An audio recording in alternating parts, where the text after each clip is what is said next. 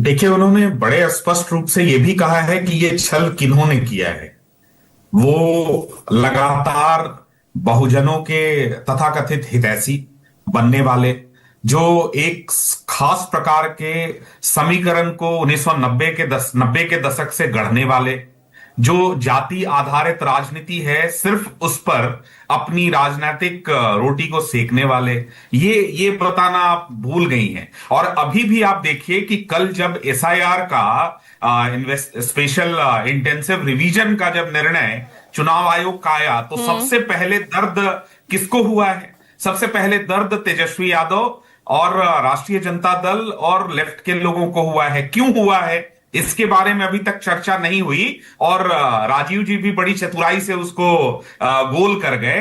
वो ये है कि बिहार में कैसे डेमोग्राफिक डिविडेंड पिछले कुछ वर्षों में और कुछ दशकों में जो सीमावर्ती बिहार के जिले हैं वहां बदला है। ये नहीं बता रहे हैं कि कैसे 50-55% से अब 65 और 70% की आबादी एक विशेष वर्ग की कैसे हो गई, और कैसे बांग्लादेशी घुसपैठी और रोहिंग्याओं की आबादी वहां बढ़ी है। 2003 के बाद बिहार में कोई रिवीजन नहीं हुआ है, और ये सिर्फ बिहार को लेकर एसआईआर का निर्णय नहीं हुआ है, ये 6 राज्यों का हुआ है।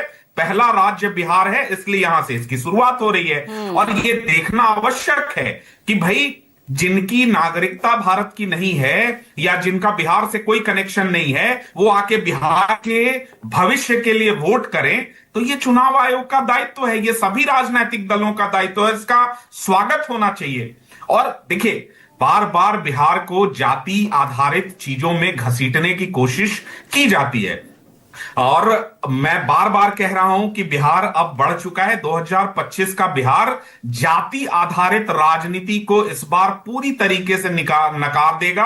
बिहार में सिर्फ और सिर्फ बिहार का विकास करने वाले एजेंडे को ही आगे बढ़ाया जाएगा। बिहार फर्स्ट, बिहारी फर्स्ट जैसे एजेंडे को जातिगत राजनीति को तो आपके नेता भी बयान, आपके नेता भी हवा तो देते ही है ना। आपके नेता नहीं, लेकिन आपके गठबंधन के साथी अशोक चौधरी का बयान अभी भी बिहार की जनता भूली नहीं है। जब वो कह रहे थे लोकसभा चुनाव में भूमिहार समाज ने हमें वोट नहीं दिया, मैं अच्छे से जानता हूं कैसे हमारा साथ छोड़कर भाग गए। देखिए, ये फिर से एक आई वॉश है पूजा जी। अभी थोड़ी देर पहले आपने स्वामी सहजानंद सरस्वती की बात की थी। स्वामी सहजानंद सरस्वती जी क्या एक वर्ग विशेष के नेता थे क्या?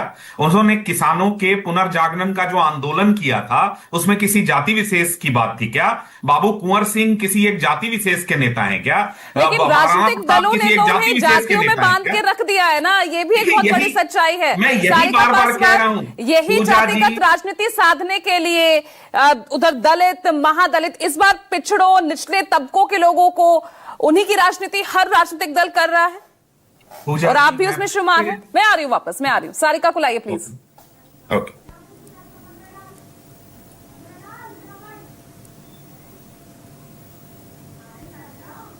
बोलिए।